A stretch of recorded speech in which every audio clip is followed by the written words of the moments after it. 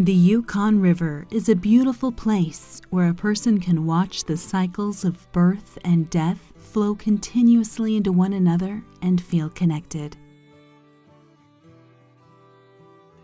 But there is a disconnect in this beautiful place.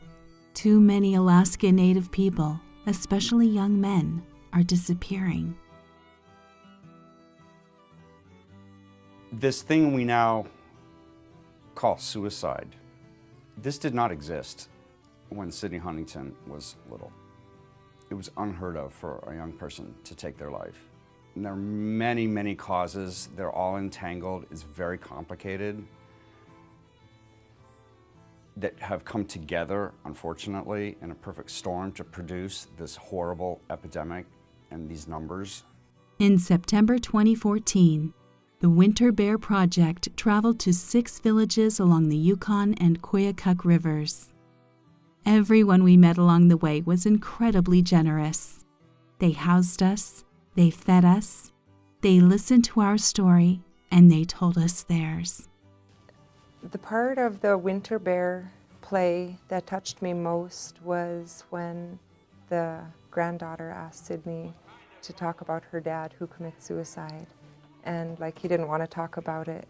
And you see that so much that, you know, it's not spoken of, but, you know, so much hard feelings are there and questions and stuff. So that's the part that kind of just touched me and, you know, kind of made me tear up a little bit. And that's the main thing, is bringing it out. I think a lot of people held back a lot of things in my generation, and we lost quite a few people, you know, in my age, people of my age, not only through suicide, but, you know, just unhealthy lifestyle. When a suicide happens, at the time that it happened, I didn't feel like talking about it. It happened to my family.